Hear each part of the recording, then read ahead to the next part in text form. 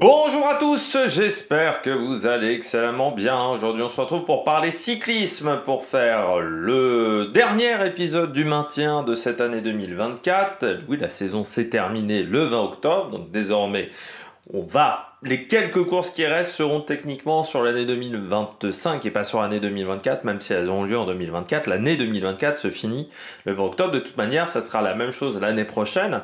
C'est-à-dire que ces 3-4 dernières courses qui sont après le 20 octobre, à peu près le 20 octobre, eh bien, ne compteront pas dans le classement UCI 2024-2026, dans ces fameuses 2023, 2025, pardon, sur ces fameuses 3 années pour savoir qui va rester en World Tour. On va parler de la situation de certaines formations. On parlera également de la grande saison de la UAE, de la grosse fin de saison de la UAE. Et on parlera de la situation pour savoir qui peut encore prétendre à monter en World Tour, à rester en World Tour l'année prochaine et qui peut être encore en danger aussi en cas de mauvaise saison l'année prochaine. N'hésitez pas à vous abonner à la chaîne, à réagir dans les commentaires, à mettre un pouce bleu, à partager la vidéo sur les réseaux sociaux, notamment auprès de vos proches. Je sais que ça peut les intéresser. Dans les commentaires, n'hésitez pas à me dire qui sont vos favoris pour la montée pour l'année prochaine. Tiens, pourquoi pas les... Tiens, est-ce que vous pensez qu'Uno X peut monter en World Tour l'année prochaine? Tiens, ça peut être intéressant. Ou est-ce que vous pensez que Cofidis peut descendre en deuxième division l'année prochaine? Voilà, dans les petites interrogations, je vous donnerai mon avis là-dessus. Et puis, si vous avez les moyens et que vous voulez soutenir mon travail, vous pouvez faire un super thanks. Et puis, vous pouvez également rajouter la petite cloche, comme ça vous êtes au courant des dernières vidéos qui sortent sur la chaîne. Et plus vous cliquez rapidement sur une notification sur une miniature, bien plus la vidéo est mise en avant par YouTube. Et donc, je remercie les gens qui font l'effort. Qui font cet effort-là, tout simplement. Allez, on commence avec la UAE. Bon, pas de surprise, la UAE termine l'année extrêmement bien. Si on compare 5000 points de prix. Alors, le dernier point qu'on avait fait, c'était du côté du mois de septembre. C'était le 10 septembre même précisément qu'on avait fait le dernier point. Ils ont encore pris en un mois 6000 points. Voilà. On était à 62 330, on est à 68 000 points de marqués, 68 937, quasiment 69 000. Bon, l'année est exceptionnelle, vous voyez, c'est presque le double de la Visma sur l'année. La Visma est à 20 000, UAE est à 37 000 points, quasiment 38 000 points marqués sur l'année. C'est 7 000 points de plus que l'année précédente. Jamais une équipe n'avait marqué autant de points sur une saison. Je ne suis pas sûr que ça sera simple à reproduire, à part si tu gagnes les 3 grands tours. Mais bon, ils ont gagné toutes les grandes courses de l'année quasiment. Ça a été UAE, à part quelques-unes qui ont été gagnées par Alpecin. Donc oui, c'est vraiment une très très grosse saison qu'a réalisé cette formation qui a été intouchable cette année. Bon, déjà, vous avez Pogacar, qui a été intouchable, mais vous avez Marc Hirschi qui a apporté beaucoup de points, et puis vous avez des coureurs qui ont été performants aussi sur l'année. Ça, c'est clair et net que sur cette année 2024, vous avez vraiment des coureurs qui ont été très très performants pendant toute la saison, ça a été assez exceptionnel ce qu'a réalisé cette équipe pendant toute l'année. On n'a pas eu de problème pour cette année pour cette année de UAE. C'est même assez rare qu'une équipe domine autant pour moi. C'est vrai que là on a rarement vu une équipe être aussi performante sur une saison. Il y a eu très peu d'erreurs de la part de la UAE sur l'année. Ce qui est assez exceptionnel sur leur saison. Encore une fois, sur cette année-là, pour moi, ils ont tout réussi. Donc, Je suis assez impressionné par, par leur capacité du côté de cette formation, parce que c'est vrai que Enfin ouais, cette année ils ont dominé. Ils ont dominé. Il n'y a pas eu vraiment de soucis sur la saison 2024 de cette formation. Donc voilà, tout a marché pour UAE avec très peu d'erreurs. Voilà, c'est une équipe qui a marqué beaucoup de points. Donc, puis quand tu regardes, c'est une équipe en plus qui a eu assez peu de pertes de points au niveau des transferts, hein. Là, je regardais, c'est vrai que Sivakov, bah, ça leur a apporté des points, comme Nispolite, Morgado aussi un petit peu. Pourtant, ils avaient misé sur pas mal de jeunes coureurs. En fait, le coureur le plus important qui est parti, c'est presque Trentin, avec un petit peu Formolo. Mais quand tu regardes, ils ont réussi à renforcer l'équipe avec des jeunes coureurs. C'est vrai que quand tu regardes tous leurs recrues, bah, il n'y en a aucune qui s'est ratée. Voilà. Et ça aussi, c'est ce qui fait la force du AE en 2024, c'est que Sivakov, il s'est pas raté. Polite, bah, il s'est pas raté hein, sur les classiques, et il a été hyper important en tant qu'équipier. Bon, bah, Del Toro, Morgado a fait un grand début de saison, Del Toro aussi. Baroncini, bah, il finit extrêmement bien l'année. Igor Argueta, bah, il avait très bien débuté, alors ça a été un petit peu plus compliqué ensuite derrière, mais on le voit, hein, c'est pas, voilà, c'est des coureurs qui ont été dominateurs cette année. Donc voilà, il y a un écart de points qui est assez exceptionnel par rapport aux saisons précédentes du côté de la UAE. C'est vrai que 37 000 points pardon, de marqués, quasiment 38 000 points sur une année. Ça veut dire que du côté de chaque coureur, en sachant qu'il y avait, je crois, une trentaine de coureurs dans l'équipe, voilà, c'est plus de 1000 points par coureur. En moyenne, alors je sais bien que Pogacar a été au-dessus du lot, hein, mais ça montre là aussi qu'il n'y a pas eu que Pogacar, que d'autres coureurs ont réussi à marquer 500, 600 points, et que ça fait aussi un petit peu la différence sur l'année. Deuxième équipe, la Visma. On finit l'année avec 20 549 points. On était à 18 209. Donc on a marqué 2000 points sur ces 2 derniers mois. Ça a été donc pas exceptionnel de la part de cette formation qui finit en net retrait hein, par rapport à l'année précédente. Hein. C'est vrai qu'on passe de 20 549 points alors qu'on avait 29 651 l'année d'avant. Donc 9 000 points de perdus. Les chutes hein, forcément ont coûté extrêmement cher à cette équipe qui n'a pas réussi hein, à faire aussi bien. Là, je regarde au niveau des recrues, au niveau des transferts. Ça a été. Oui, ils perdent Roglic, ça leur coûte cher en termes de points. Van Hooijdonk aussi, en passant. Et puis, parmi les coureurs qu'ils ont recrutés, oui, il y a eu Jorgensen qui a marqué beaucoup de points. Je pense que Uijtdebroek n'a pas été exceptionnel au final. On s'attendait un petit peu mieux de la part du coureur belge. Donc il y a eu des soucis avec pas mal de coureurs qui sont tombés. Van Aert, Laporte, ça leur coûte cher. Vingegaard qui ne gagne pas le tour, ça leur coûte cher aussi. Et puis pas de deuxième coureur, hein. Ça accepte que ça n'a pas été exceptionnel. Il n'y a plus Primoz Roglic. Donc à la fin, ouais. Heureusement, il y a eu Jorgensen qui a été une bonne recrue, mais c'est que derrière ça a été plus compliqué. Puis trop de points perdus en route sur l'année à cause des chutes. Donc il faudra réussir à se remettre en route parce que là je vois 20 000. Avec 20 000 points, on est quand même deuxième équipe sur l'année.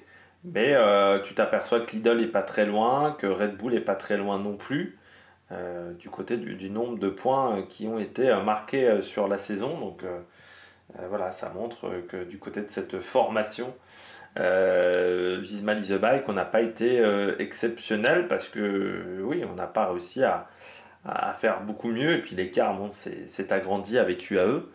malgré le fait que l'écart de budget entre ces deux formations soit pas si énorme, eh bien l'écart s'est vraiment agrandi en termes de résultats. Alors certes, encore une fois, il y a eu du grand Pogacar, mais ça montre aussi que chez Visma, on n'a pas réussi à avoir un collectif aussi performant que du côté de la UAE en termes de points UCI.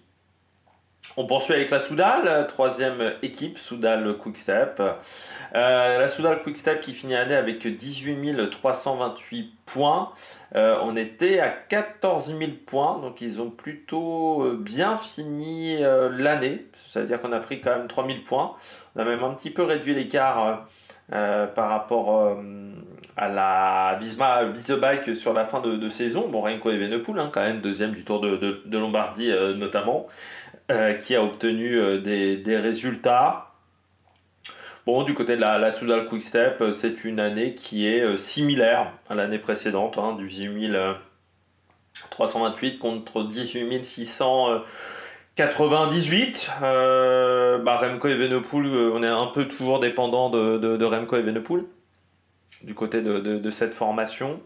Ce qui est un petit problème quand même, parce que imaginons un Remco Evenepoel qui se blesse, derrière ça devient compliqué. On est dépendant aussi de Tim Merlier au niveau des sprints, qui a apporté beaucoup de points à cette formation. Si on regarde du côté des recrues de la Soudal Quickstep, c'est pas si exceptionnel que ça.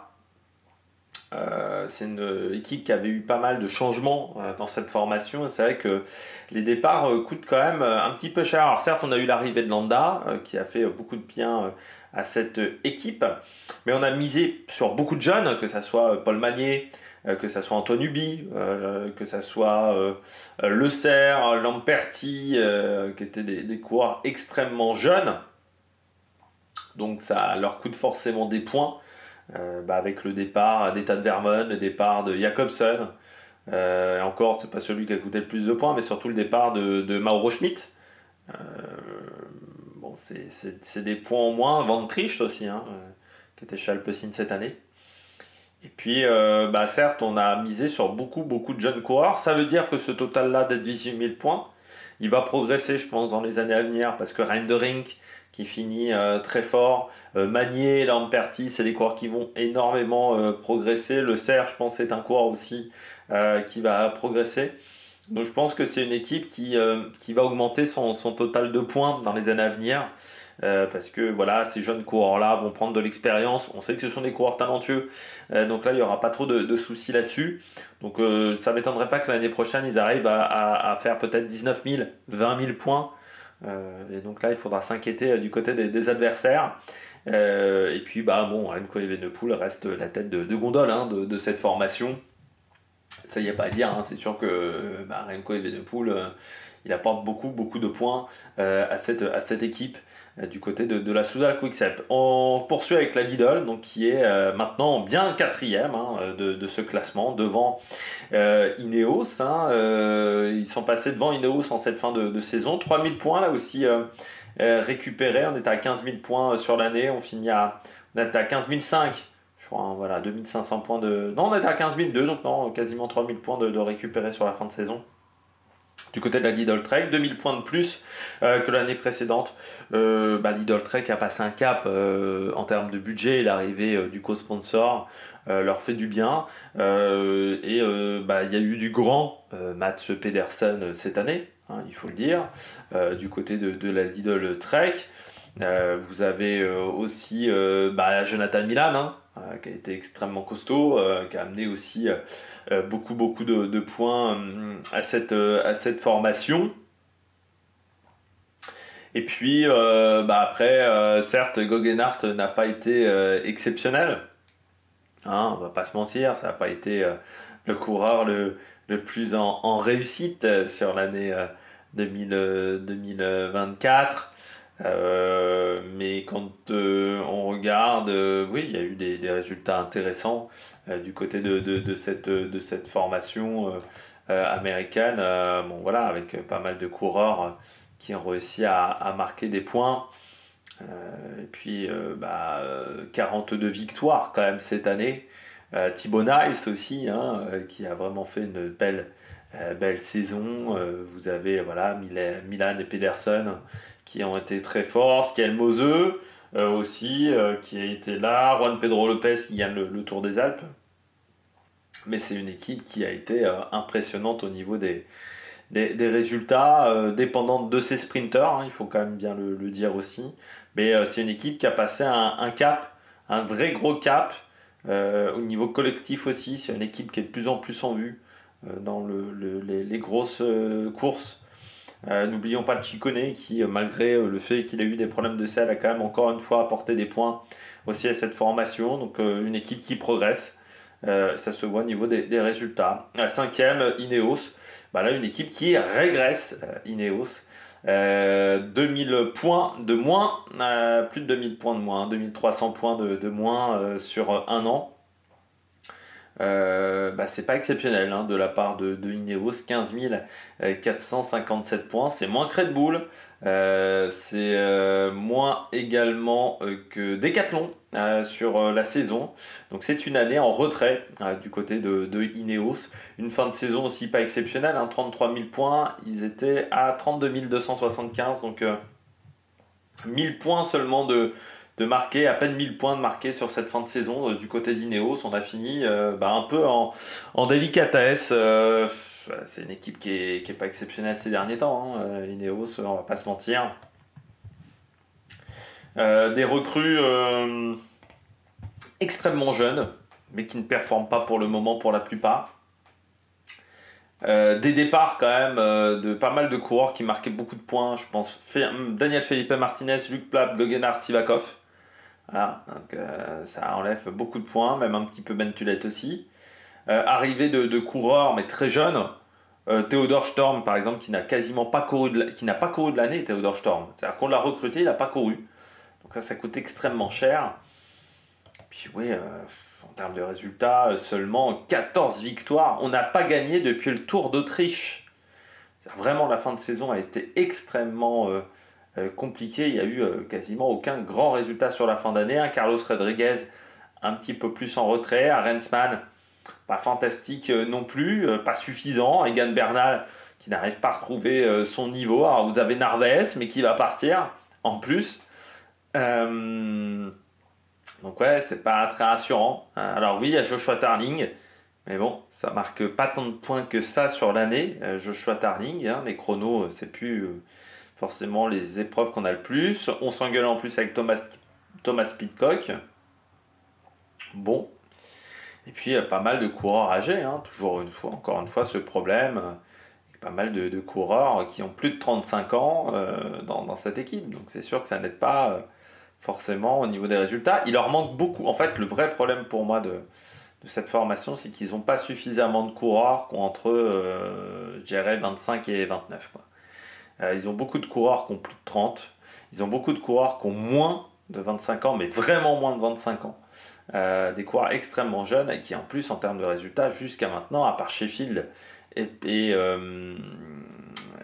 Tarling, le reste, c'est pas exceptionnel hein, dans leurs jeunes recrues des dernières années. Il y a Carlos Rodriguez aussi, hein, mais c'est vrai que l'équipe Maïdou ne sont pas exceptionnels. Auguste, Theodor Storm, Michael Leonard, Artem Schmidt. Léo Etter, on va pas revenir sur le coureur britannique qui est en plus en dépression. C'est une équipe qui est perdue, tout simplement. Alors on reviendra un petit peu plus en détail sur cette formation lors des top et flops de l'année équipe, qui je pense sera le premier débrief de l'année 2024. Ineos, c'est pas suffisant quoi, par rapport à ce qu'on a connu. C'est une équipe qui est en retrait en termes de résultats. Et puis on voit Lidl Trek qui leur passe devant. Red Bull est pas très loin non plus, hein, parce que Red Bull finit plutôt bien l'année aussi. Donc la situation elle est extrêmement précaire pour eux.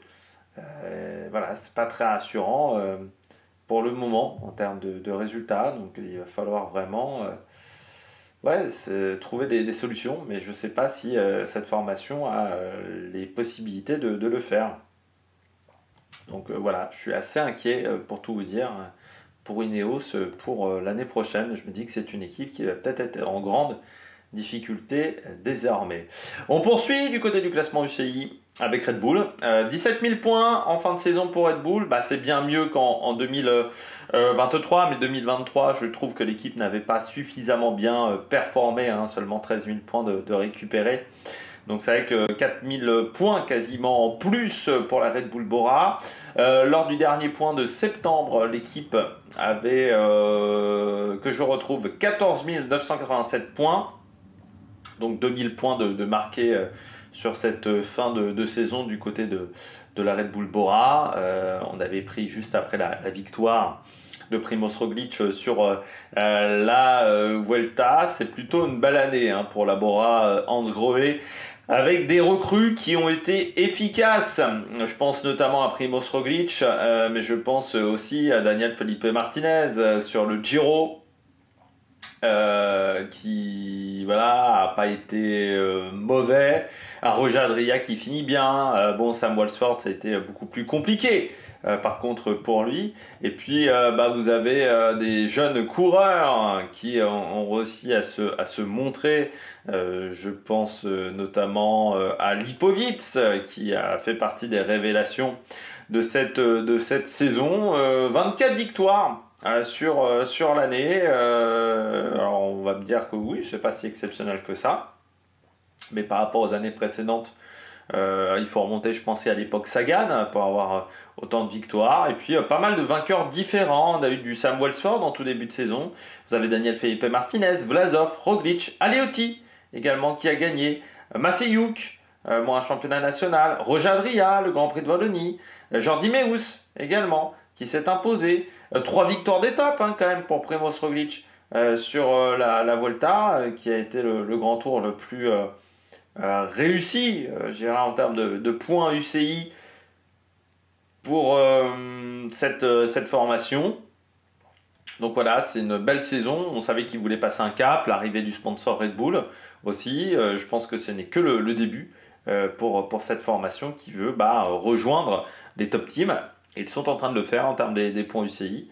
Pas mal de recrues déjà annoncées pour cette année 2025. Hop là, on va peut-être avoir les... Voilà, vous avez l'arrivée de Finn Fisher Black, Lascano qui arrive, Pellizzari, Laurens Pitti, Jan Tratnik aussi, avec les frères Van Dijk.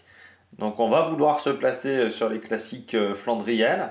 Et beaucoup d'arrivées, hein, dans cette formation. Alors, il y a aussi des départs,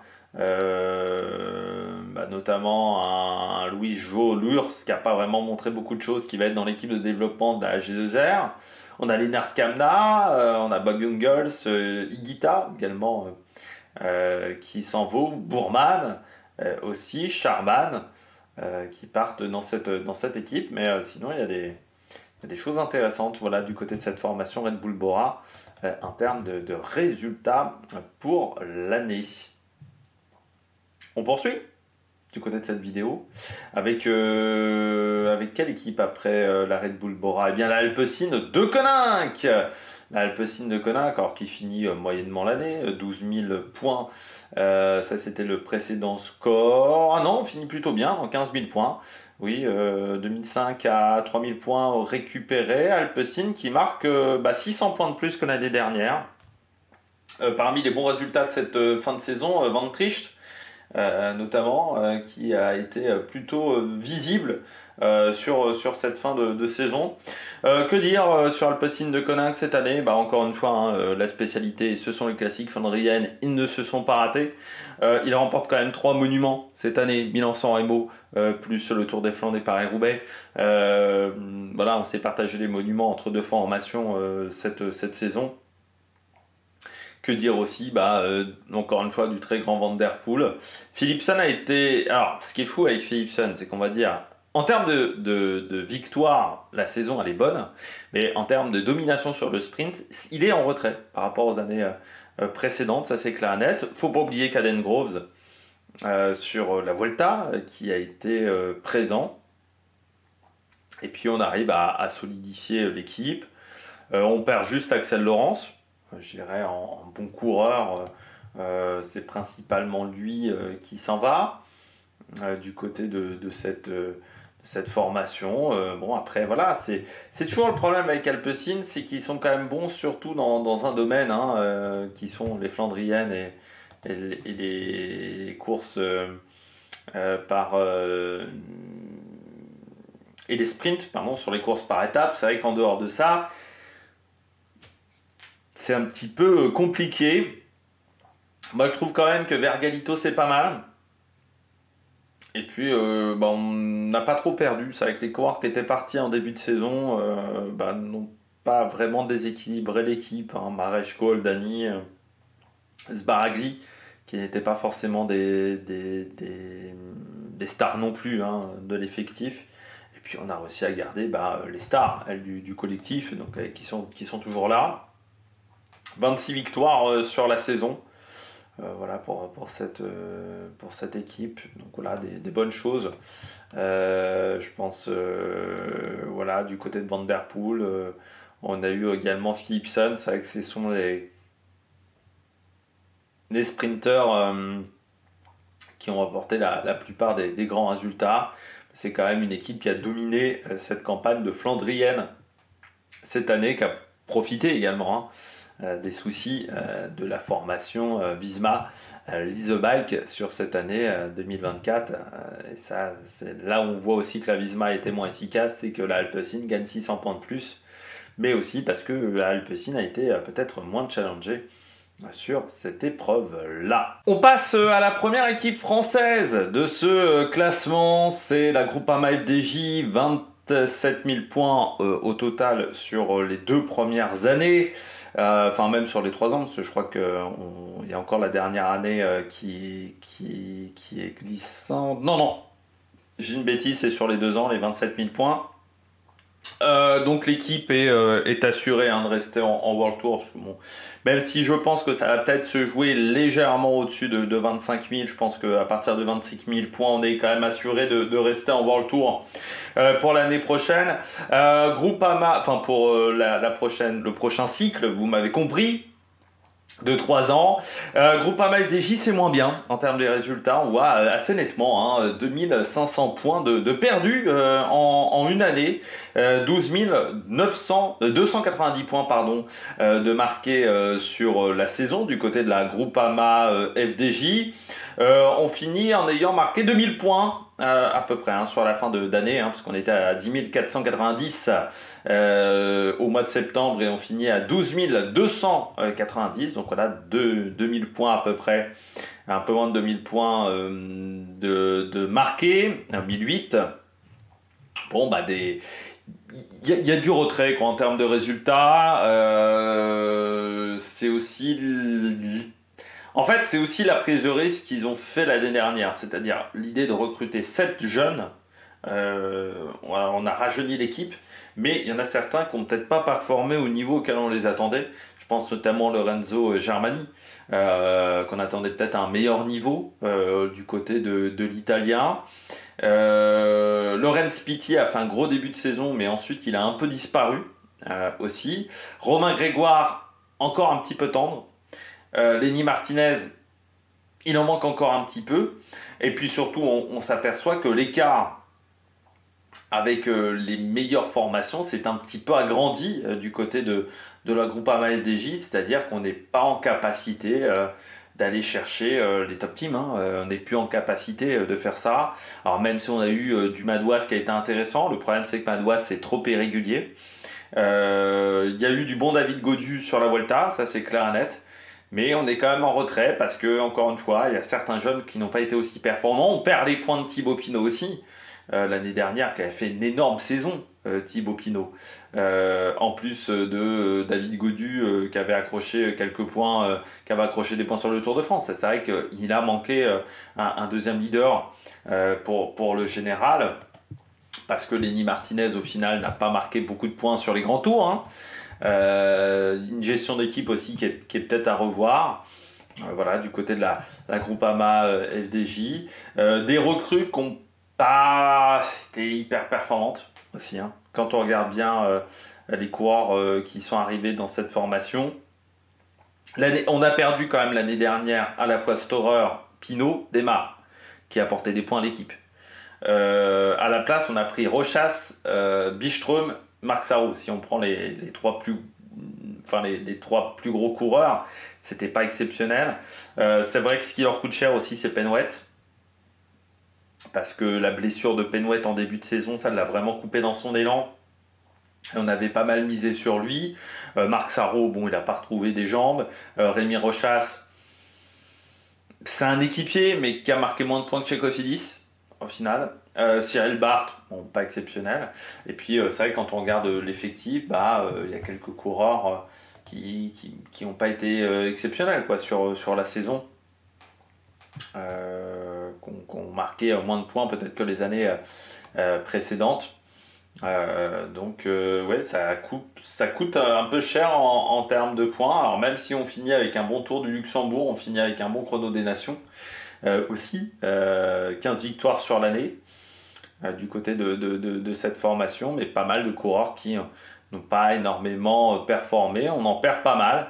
Ça montre aussi toute la difficulté au niveau des budgets. Parce que Groupama est pas en mesure de suivre et qu'il y a de plus en plus d'équipes qui progressent et qu'avec aussi les charges sociales du côté de la Groupama FDJ, c'est le cas aussi dans des équipes belges, eh bien on n'est pas en mesure de suivre des équipes où on a des auto-entrepreneurs et pas des salariés. Ça change aussi la donne au niveau des budgets. Donc voilà, ça pose un problème actuellement parce qu'on a un problème d'équilibre, je trouve, au niveau des équipes. On a trop d'écart entre les top teams en termes de budget et les moins bons. Et de toute manière, on va voir, les dernières équipes, c'est les équipes qui ont les plus petits budgets, quasiment. Et il y a un moment, on est sur un cycliste qui a 3, 4, 5 vitesses. Et ça commence à se voir quand même énormément. Et la Groupama n'est pas en mesure d'aller chercher les top teams aujourd'hui. Ils sont dans une deuxième division avec, je dirais... en fait, Alpecin, ils s'en sortent parce qu'ils sont spécialisés dans un seul domaine. Voilà, c'est ce qui leur permet de s'en sortir. Mais aujourd'hui, Alpecin, on ne les voit pas sur les courses de montagne. S'ils commencent à vouloir viser les classements généraux sur la montagne, ils ne pourront pas le faire. Ils l'ont compris aussi, ils ont décidé de miser que sur le sprint. Groupama, c'est plus compliqué pour une équipe française de le faire. Actuellement. Mais si tu regardes bien, Groupama, ils sont dans un niveau avec la Bahreïn, avec des équipes, des équipes qui sont un peu derrière, avec Decathlon, et ça, avec ces équipes-là qui ne sont pas en mesure, Lotto, aussi EF, qui sont des équipes déjà de deuxième division. Ineos, c'est bientôt avec eux aussi. C'est-à-dire des équipes qui ne sont pas en mesure de rivaliser avec les meilleures formations, quoi. Qui sont un ton en dessous. Tout simplement. Donc c'est dommage pour la Groupama qui finit quand même avec 27 125. Donc il y a 600 points d'écart avec la Lotto Destiny, 650 points d'écart. On était à un écart qui était similaire. La Lotto a même un petit peu réduit son écart avec la Groupama, donc ce qui montre que sur la toute fin de saison, la Lotto a un petit peu mieux fini. On passe à l'équipe belge, 9e de ce classement. Du côté de la formation belge, on est à 26 571 points, donc on peut le dire, Lotto Destiny sera en World Tour en 2026. Il n'y aura pas de souci pour la formation belge qui remontera en World Tour, qui était en deuxième division. Du côté de la Lotto Destiny, du très bon Van Aert,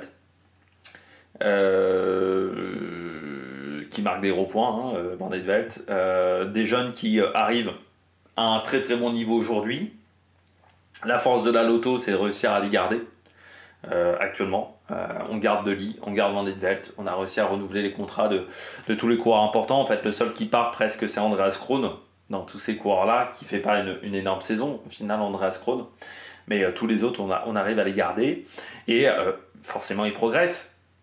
Parce qu'en plus, on les cadre bien chez Lotto Destiny.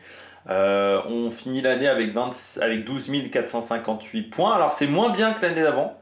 Je pense que c'est les points perdus. C'est peut-être De Ligt qui a fait perdre un petit peu de points à cette équipe. Et pourtant, je trouve que leur saison est plus réussie que 2023. Ce qui parfois peut paraître assez surprenant, mais c'est vrai que 12 458 points, donc on voit qu'on est au niveau de la Groupama hein, en termes de points UCI, c'est vraiment pas mal, je trouve, voilà, la Loto est à sa place. En termes de résultats, si je regarde au niveau de l'effectif du côté de la Loto, sur cette saison, ah oui, comme ils sont en deuxième division, je peux pas le voir. Oui, je trouve que l'année a été réussie du côté de cette équipe. Voilà, je trouve que la Loto fait une belle année. Donc, c'est intéressant de voir voilà ce qu'elle a fait. Alors, oui, il y a eu assez peu de recrues. Peut-être les recrues ont peut-être pas été hyper efficaces, mais on n'avait pas pris forcément des grosses stars non plus. Le fait de perdre Caleb Ewan, ça leur coûte peut-être quelques points, et encore, Caleb Ewan sur la fin n'était pas exceptionnel. Il leur manque peut-être un deuxième sprinter vraiment très fort aujourd'hui, parce que Tamigno, bon, c'est pas suffisant. Mais je trouve que la Loto, c'est pas mal quand même sur leur saison, donc j'ai pas grand-chose à critiquer sur l'année de la Loto. Hein, je trouve que vraiment en termes de résultats, c'est pas mal. Quand même 25 victoires avec Van Velde qui remporte en plus deux courses World Tour par étape. Donc ça c'est vraiment très bien. Et puis on a une victoire sur le Tour de France. On a aussi donc l'UAE Tour. C'est peut-être encore un peu tendre, c'est sur les grosses courses. Voilà, c'est encore un petit peu tendre du côté de cette formation où il faudra progresser sur ces épreuves-là, mais sinon Stéphane Hello fait du bon boulot en ce moment et ça progresse du côté de la Lotto Destiny. Alors l'année prochaine, il n'y aura plus la Destiny avec eux, donc est-ce que ça va être compliqué pour la formation belge en termes de budget? Euh, Parce que c'est vrai que là aujourd'hui ils étaient accompagnés d'un co-sponsor, ils ont souvent eu un co-sponsor, là il n'y aura pas de co-sponsor, enfin pour le moment il n'y a pas de co-sponsors qui ont été indiqués, donc est-ce que ça sera un petit peu plus compliqué pour le loto belge qui est là depuis 85, voilà, 85 hein, c'est la plus ancienne je crois, je suis sûr que c'est le plus ancien sponsor qui a en cumulé, c'est le plus ancien sponsor, et en termes de structure, il doit y avoir la Movistar qui est le plus vieille. Parce que je crois que la Movistar c'est 78 ou 79. La première année de la structure, à l'époque, je crois que ça s'appelait Reynolds. C'est assez exceptionnel quand même la longévité. Ces sponsors qui durent, comme la FDJ qui est là depuis 97, la Cofidis aussi, qui sont là depuis de nombreuses années. Il faut saluer aussi quand les sponsors s'inscrivent dans le temps, parce que je pense qu'on n'en parle peut-être pas suffisamment assez dans ce genre de situation. Allez, on poursuit.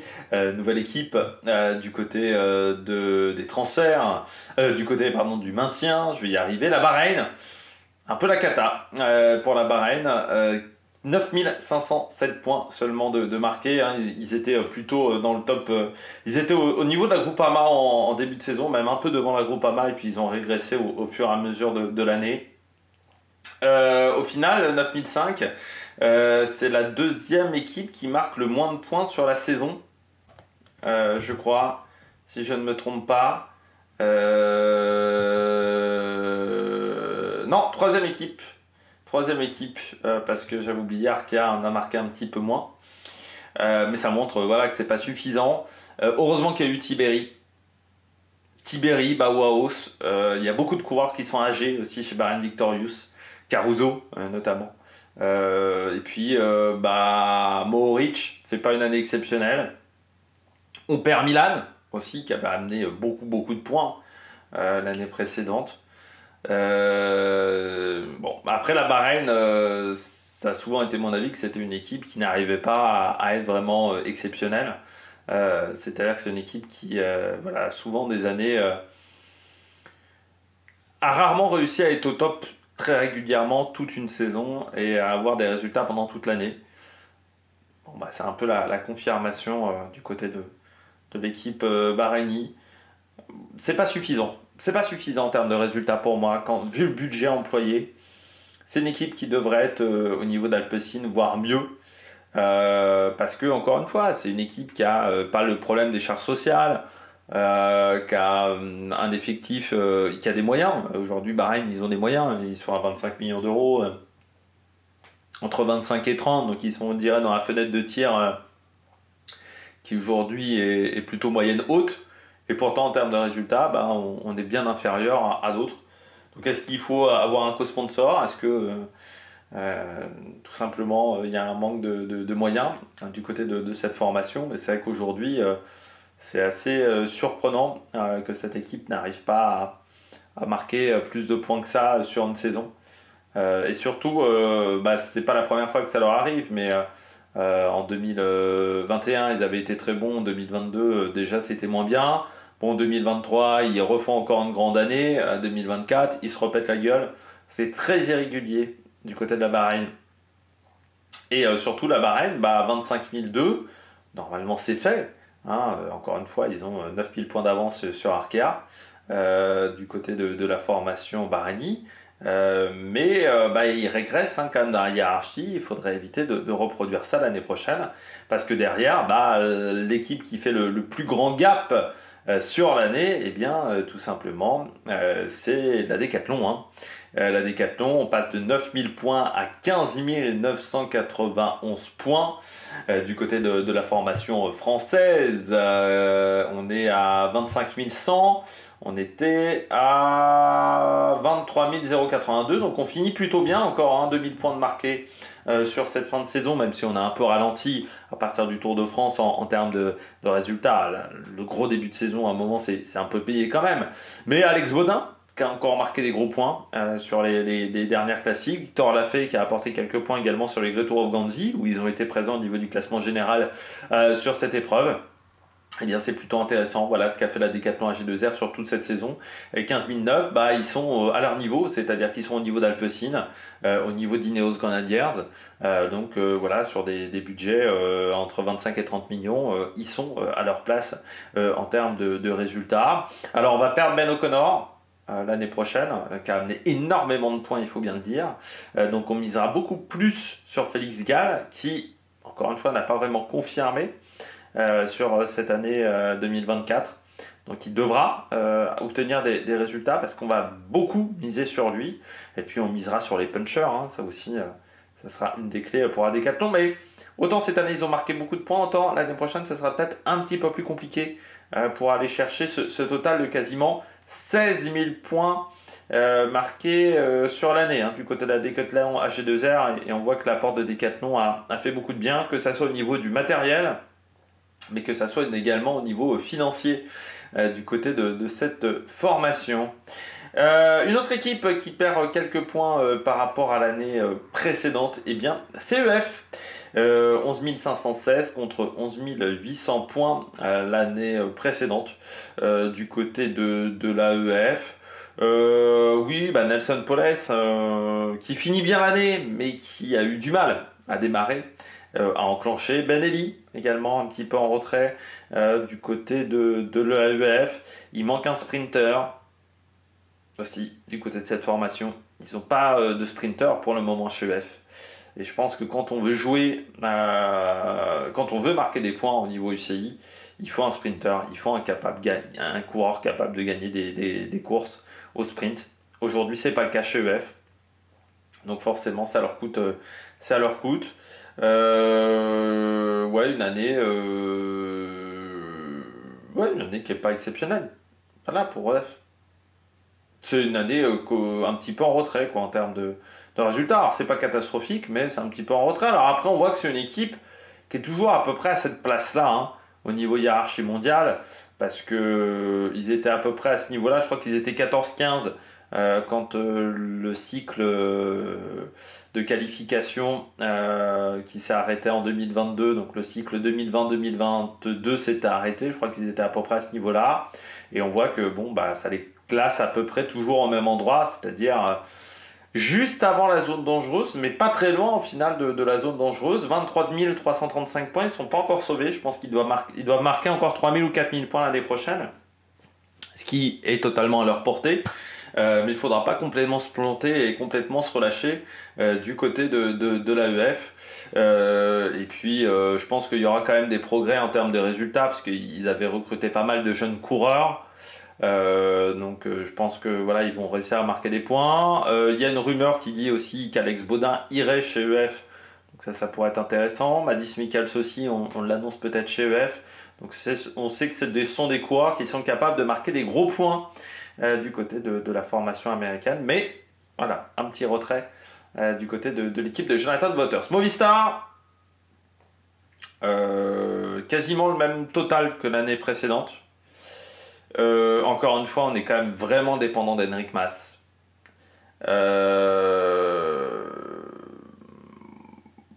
On a été dépendant aussi de Yair Lascano, qui en fin de saison était un petit peu plus en retrait, Yair Lascano. Movistar, encore une fois, on n'est plus sur les plus gros budgets du World Tour, loin de là, actuellement du côté de l'équipe espagnole. Donc on est un petit peu dans cette 3e division du cyclisme. Un peu comme Alpecin, ils se sont vraiment spécialisés autour d'Enric Mas. Ils se sont entourés pour que Enric Mas soit performant. Mais après, ça veut dire aussi bien que tu es obligé de faire des concessions. Alors ils ont tenté d'être bons de tenter de prendre Gaviria sur le sprint, ça n'a pas vraiment marché. Ils ont tenté aussi ces dernières années de se renforcer au niveau des classiques flandriennes. Bon, pour le moment, on a du mal à avoir des résultats aussi excellents dans ce domaine-là. Gérard par Yair Lascano encore une fois, et un peu Garcia Cortina. On essaye d'être un peu plus polyvalent, mais on voit qu'au bout d'un moment, il y a une limite de budget. Pour être polyvalent, il faut avoir le budget qui suive. Et c'est là où le bas blesse du côté de la Movistar. On n'a pas forcément le budget pour essayer d'être un petit peu présent sur tous les terrains. Donc il faut plutôt se concentrer sur la montagne. Et aujourd'hui, c'est ce que fait l'équipe. Mais malgré le fait qu'Enric Mas ait été plus performant que l'année dernière, eh bien, au final, les résultats ne sont pas si exceptionnels que ça en termes de points UCI. Pourtant, Enric Mas a été plus efficace. Mais oui, le problème de la Movistar, c'est qu'il y a un petit manque de budget. Et il faudrait une petite rallonge du côté de l'équipe espagnole. Et puis, tu vois que le fait de ne plus avoir forcément Valverde, ça leur coûte. Alors, l'équipe n'est pas vraiment en grand danger, là encore une fois. C'est une équipe qui a de la marge sur Arkea. Notamment, il y a quand même 5000 points d'écart. Donc il y a une belle marge par rapport à Arkea, mais il faudra quand même obtenir des résultats l'année prochaine. Encore une fois, il faudra marquer 4000, 5000 points pour vraiment être en sécurité, ce qui veut dire qu'il ne faudra pas complètement se planter, mais ils sont moins en danger qu'ils ne pouvaient l'être en 2022, où leur saison 2020 leur avait coûté extrêmement cher. Le fait d'avoir très peu de courses espagnoles leur avait coûté cher. Et après derrière ça n'avait pas été évident pour l'équipe espagnole. On passe tout de suite à Israël Première Tech. On passe à l'équipe donc Israël Première Tech, l'équipe israélo-canadienne. 21 442 points pour le moment. 11 420 points de marqués, ce qui est mieux que l'année dernière. On était à 10 022 points. Donc ça fait quand même quasiment 1400 points de plus de marqués pour l'équipe israélienne. On aurait pu s'attendre à une année compliquée du fait du contexte géopolitique, on va pas se mentir, avec cette guerre du côté de la Palestine. Le fait aussi que, je le rappelais, mais que l'économie israélienne est arrêtée depuis maintenant 1 an. Donc quand vous avez la moitié de votre argent, plus de la moitié de votre argent qui vient d'Israël, c'est sûr que c'est compliqué au niveau financier. Après, ils ont eu des talents qui ont performé, que ça soit en fin de saison avec Ethan Vernon, que ça soit en début d'année avec Stephen Williams, notamment, qui a été efficace, le coureur anglais, qui leur a amené quand même pas mal de points sur cette saison. Alors après, tu as toujours le problème d'un Dylan Tuns qui n'a pas été vraiment efficace. Tu as Michael Woods, mais qui reste quand même un coureur aussi irrégulier. donc qui n'a pas marqué tant de points que ça. T'as un Corbin Strong, mais encore une fois, ce problème de Corbin Strong, c'est-à-dire que c'est un coureur qui a une fenêtre de tir en termes de courses qui lui conviennent, qui est assez restreinte. Mais je dirais qu'en termes de résultats, du côté de la formation israélienne, c'est plutôt pas mal quand même ce qu'a réussi à faire Israël première tech. Alors il va falloir encore marquer des points pour l'année prochaine, c'est-à-dire qu'ils ne sont pas encore sûrs d'aller d'aller en World Tour, c'est pas encore fait du côté de cette formation, mais ils finissent bien l'année quand on regarde bien. Le Tour de Grande-Bretagne, donc avec la victoire générale de Stephen Williams, Corbin Strong avec le Giro del Veneto, sur les Great Tours of Ganzi, 2 victoires d'étape pour Tad Vernoot. On a aussi Odette Kogut sur la Croix Race. Ça fait pas mal de bons résultats pour cette formation. N'oublions pas également Derek G, c'est vrai, on a presque oublié le Canadien, mais qui a eu des résultats aussi. En fait, oui, après, c'est toujours le problème de cette équipe, c'est qu'ils traînent des points morts, notamment, je pense à Chris Froome, qui est toujours là. Les fameuses anciennes gloires passées, tu as aussi un petit peu Simon Clark, qui a un peu du mal maintenant à être efficace. Et puis je parlerai également de Fuglsang, qui a quand même plus les jambes de ses 25 ans. Mais vous avez quand même des coureurs qui restent efficaces. Riley Sheehan qui a été plutôt performant en début de saison sur les Flandriennes. Vous avez aussi Top Van Esbroek qui arrive à marquer quelques points de temps en temps, ici ou là. Et puis, qui d'autre a été efficace Derek G. Et puis, il y a des coureurs qui n'ont pas retrouvé vraiment des bonnes jambes. Je pense à Hugo Stetter. C'était une prise de risque, ça n'a pas été très efficace. Nick Schulz aussi, sa victoire c'était Tour du Pays Basque ou Tour de Catalogne, je ne sais plus où ça a été pas mal. Bon, Marco Frigo, il y a des bonnes jambes, mais pas forcément les résultats. Blackmore, qui a été sur le Tour de l'Avenir, mais pas forcément des grands résultats. C'est vrai qu'Ackermann aussi a fait une année pas mal. Il y a eu pas mal de places d'honneur, elle a apporté pas mal de points. Donc, je dirais que collectivement, ça a quand même été une équipe qui a été plutôt efficace, même si, encore une fois, c'est pas une équipe qui est en mesure d'aller chercher des équipes comme Groupama et DJ. Ils sont, encore une fois, plutôt au niveau de la Movistar, c'est-à-dire dans une 3e division, pour moi, où ils sont pas en mesure d'aller chercher les tops équipes, malgré le fait qu'il y ait des moyens, mais encore une fois, ils traînent des gros contrats. Ils ont plutôt tendance à très très bien payer les coureurs et ils traînent des gros contrats de coureurs qui sont un petit peu en fin de carrière. C'est vrai que quand on regarde là aussi, on a quand même pas mal de coureurs qui ont plus de 33, 34 ans. Fuglsang, Froome c'est 39 ans, Simon Clark c'est 38, Woods c'est 38 aussi, Boivin c'est 35, Bennett c'est 34, Van Asbroek c'est 34, Hugo Hull c'est 34, Schwartzman c'est 33, Dylan Teuns, qui va partir, c'est 32. C'est vrai que c'est des coureurs qui sont pas tout jeunes dans cet effectif, même si on a tenté quand même de pas mal rajeunir depuis ces dernières années, notamment avec l'arrivée de Richie Tello de Blackmore, notamment, et l'arrivée de Ethan Vermon, cette année aussi, qui a pas mal rajeuni l'effectif de ce côté-là. On poursuit avec désormais Jaiko Alula qui est dans la zone orange, la zone un petit peu à risque, un petit peu dangereuse. Bien Jaiko Alula, c'est 120 points quasiment de moins par rapport à l'année précédente, 10 591 points de marqués pour l'équipe Jaiko Alula, qui n'est pas encore sortie du danger. Certes, 51 points d'avance sur Arkea BNB Hotel, mais il ne faudra pas se rater l'année prochaine pour Jaiko Alula. Il ne faudra pas durement se rater. C'est quand même pas si mal parce que le début de saison a été très compliqué. Dunbar, Yates n'était pas à fond la forme. Pour paraphraser le spot de pub de la Decathlon, c'est que Dunbar, il s'est quand même pris un nombre de tôle en début de saison qui lui a coûté très cher. Heureusement, il finit bien l'année sur la Vuelta. Simon Yates, pas exceptionnel. Heureusement, on a eu des sprinters aussi, hein, Groenewegen notamment. Caleb Ewan, là aussi, fantastique. Walshide aussi qui a marqué des points du côté des sprinters. Le problème de Jaiko Alula, c'est que l'année prochaine, il n'y aura pas Simon Yates. Et ça, c'est pas très rassurant. Que c'est une équipe qui a aussi perdu Caden Groves. Et qui apportait des points quand même, hein, Caden Groves à une époque. Alors, ils vont récupérer Ben O'Connor. Mais comment Ben O'Connor va se remettre de sa très bonne saison 2024, ça, il faudra le voir. En 2025, c'est pas toujours évident hein, de relancer la machine.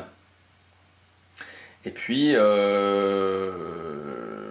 tu mises encore une fois sur 2, 3, 4 coureurs qui doivent marquer des gros points. Il y a quelques coureurs qui ont été décevants, je pense à Peña par exemple, qui n'a pas fait une grande saison. Du côté de Jaiko Alula. Ça manque un peu au niveau collectif, quoi, hein. C'est-à-dire que c'est des individualités qui arrivent à performer, mais au niveau collectif, on a parfois un petit peu du mal à obtenir des grands résultats. Alors Mauro Schmidt a bien fini, mais n'a pas marqué tant de points que ça au final. Qui d'autre quand je regarde l'équipe qu'on aurait assez peu vu, Callan O'Brien par exemple, c'est assez discret. Luc Plapp a marqué quand même des points sur l'année. Matthews il arrive toujours à marquer toujours des points, notamment cette année en remportant Québec. C'est vrai que je m'attendais peut-être à un petit peu mieux de Zana par exemple, même s'il fait 11e du Giro, je m'attendais à une chouille mieux. Harper qu'on a pas mal vu en début de saison, mais au final ça fait que 250 points UCI. Et puis Beret encore un petit peu tendre par exemple, des Marquis qui commence à être un petit peu sur les rotules. Je sais pas s'il prend sa retraite même des Marquis. Je regarde, non, il a une année de contrat pour l'année prochaine. Un petit peu compliqué pour le moment. Et puis oui, ça manque un peu de collectif, quoi. On a des stars. Alors là, on a des stars. On a encore une fois, vous avez là cette année Yates, vous avez Zana, vous avez encore une fois Dunbar, hein, vous avez aussi Caleb Ewan, mais ça manque un peu de collectif. Alors on arrive à en avoir maintenant des jeunes coureurs. Il y a Davide De Preto également, le jeune italien, Caleb Ewan aussi. Le problème c'est que pour le moment en termes de résultats cette année ça n'a quand même pas été exceptionnel pour l'Australien, hein. Cette année il marque 420 points UCI. On est bien loin du Caleb Ewan de 2018-2019 quand il était au tout début de la Lotto Soudal. Donc là aussi il y a un vrai souci hein, du côté du coureur australien qui a du mal à retrouver des bonnes jambes aujourd'hui. Donc il faudra quand même du bon Caleb Ewan pour tenter de remonter. Si on regarde bien du côté de cette équipe hein, sur la fin de saison, du côté de la Jaiko, on était à 19 364, donc on avait marqué 8000 points, donc on finit à un petit 1005 sur la fin de saison. Voilà, hein, du côté de la Jaiko Alula, un petit peu plus de 1005. Je suis un peu méchant, c'est plutôt 2000 points. Voilà, du côté de cette formation sur la fin d'année. On continue avec Intermarché. Intermarché qui finit plutôt pas mal, hein, 2000 points également de marqués pour cette équipe. Sur l'année, on est à 10 063, c'est-à-dire 400 points de moins hein, quand même que l'année précédente, malgré Binyam Girmay qui remporte le maillot vert sur le dernier Tour de France. Là encore, hein, on a eu des individualités qui ont performé, mais collectivement, ça a été un petit peu compliqué pour l'équipe belge en termes de résultats, je trouve. C'est vrai que là je regarde au niveau des recrutements par exemple, ça n'avait pas été hyper efficace. C'est vrai qu'ils ont perdu Rui Costa qui avait été très bon l'année précédente. Il y a pas mal de jeunes coureurs, je pense à Alexis Forprost, mais c'est encore un petit peu léger. Alors vous avez Gerben Tyson aussi, mais qui a eu une année qui n'était pas forcément si facile que ça. Il y a eu Binyam Girmay qui a retrouvé vraiment d'extrêmement bonnes jambes cette année. Et puis après, derrière, il y a des coureurs qui ne sont pas exceptionnels, qui ne marquent pas beaucoup de points. Je pense notamment Rein Taramae qui quitte l'équipe. On a Zimmerman qui est pas mal, Tennyson, mais qui quitte également l'équipe. Et puis après, vous avez Maddis Michaels, mais qui quitte aussi l'équipe normalement, qui est intéressant. Donc c'est ça le problème, c'est qu'ils ont pas mal de bons coureurs, mais qui vont quitter cette formation. Taco van der Horn, même s'il a marqué des points sur la toute fin d'année, il a démarré, il a repris extrêmement tard du fait de ses blessures. Donc voilà, il y aura des inquiétudes quand même pour l'année prochaine du côté d'Intermarché, surtout qu'encore une fois, c'est un tout petit budget Intermarché. C'est toujours compliqué pour eux en plus de compléter les budgets du côté de cette formation. Alors même s'ils ont des jeunes qui sont extrêmement prometteurs, je pense à Hub Hartz aussi qui va arriver dans l'équipe cette année.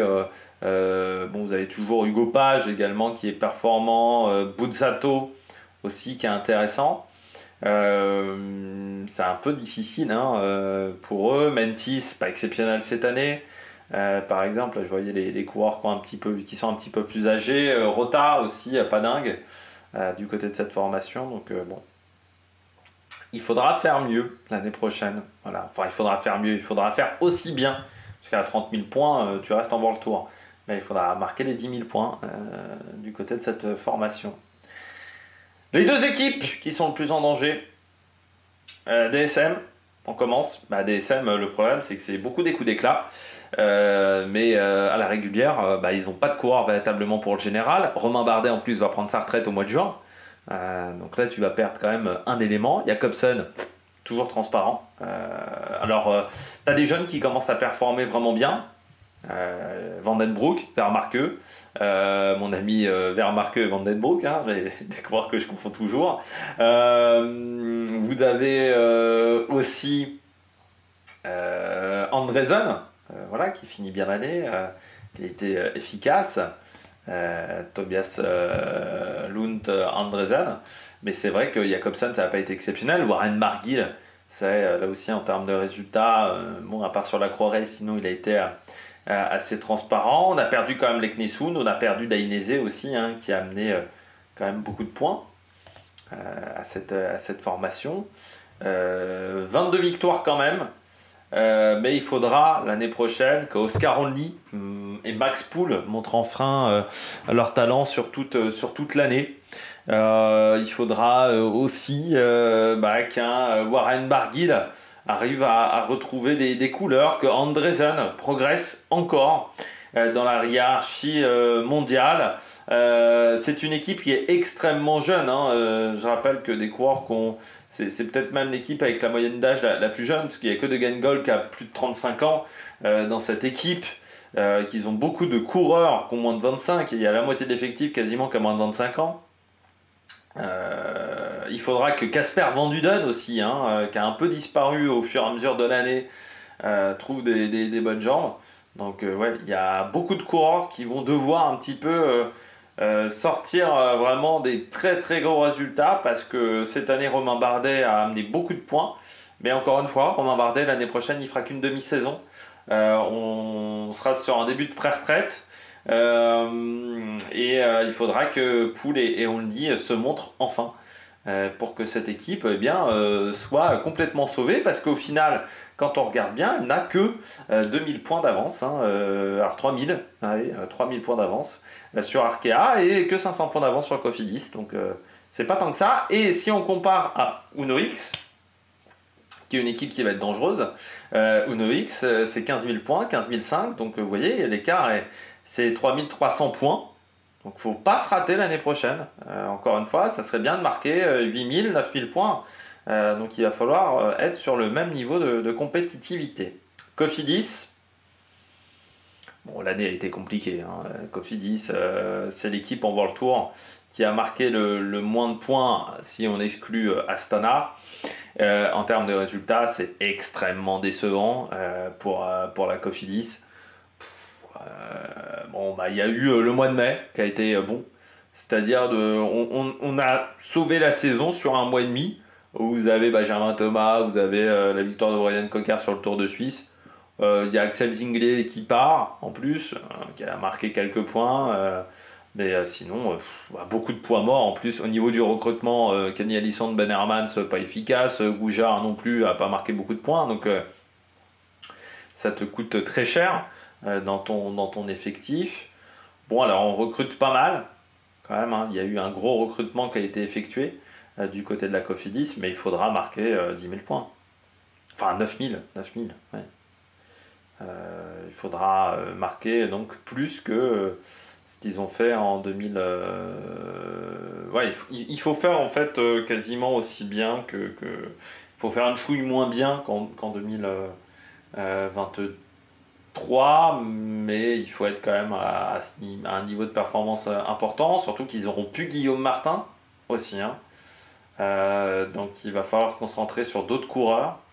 Ça va pas être si évident que ça. Donc ils vont avoir les chocottes jusqu'à la fin, je pense. Parce qu'avec Uno X qui performe, qui finit fort l'année, qui va repartir avec le couteau entre les dents, et Arkea, bon, on sait pas trop pour le moment, mais il faudra faire attention, surtout peut-être à Uno X, c'est peut-être là le danger. Les deux équipes en danger, des équipes qui pour le moment sont pas en World Tour, Arkea, ça me semble compliqué Arkea, je vais pas vous mentir, ça me semble compliqué. Bon, déjà parce qu'il y a quand même 2000 points de retard sur la Cofidis. Pour se qualifier, il faut marquer 10 000 points. Maintenant, c'est une obligation. Il va falloir faire une saison à 10 000 points. Ils n'ont jamais réussi à faire ça jusqu'à maintenant. Donc il va falloir partir avec la même motivation qu'ils avaient eu en 2022. Sauf qu'en 2022, ils avaient Nero Quintana, qui leur avait marqué beaucoup de points. Ils avaient aussi des sprinters qui avaient marqué des points. Je pense notamment à Boueny, c'est pas le cas. Pour le moment, Demar n'a pas marqué tant de points que ça. Et en plus, des grosses inquiétudes au niveau financier pour cette équipe sur la pérennité au niveau sponsoring au-delà de 2025. Parce qu'il semblerait qu'il y a un des sponsors qui se retire. Moi, je pense que ça doit être plutôt Arkea qui va se retirer dans cette formation. Et ça peut leur coûter extrêmement cher. Du côté de cette structure. Donc il va falloir peut-être en plus courir, essayer d'avoir un sponsor pour au-delà de 2026, en sachant que le fait de rester en World Tour va être extrêmement compliqué pour moi vu la qualité de l'effectif, qu'au niveau recrutement pour le moment on fait monter des coureurs de la réserve, mais il n'y a pas, il leur manque un coureur pour le général des grandes courses. Aujourd'hui ils n'ont pas ça en stock. Vauquelin c'est un puncher. Je suis pas sûr qu'ils soient en capacité de jouer le général des grands tours. Il leur faudra un Lenny Martinez actuellement ou un Romain Grégoire. Ils n'ont pas ça en stock. Donc là c'est compliqué quoi. Parce que tu mises sur Desmar et Vauquelin. C'est pas avec deux coureurs que tu vas marquer 10 000 points. Donc il va falloir d'autres cartes. Donc il va falloir sortir les doigts du... Vous avez la suite. Et puis espérer surtout que ça soit Cofidis, DSM, Intermarché, enfin qu'il y en a un des quatre de devant qui se plante complet.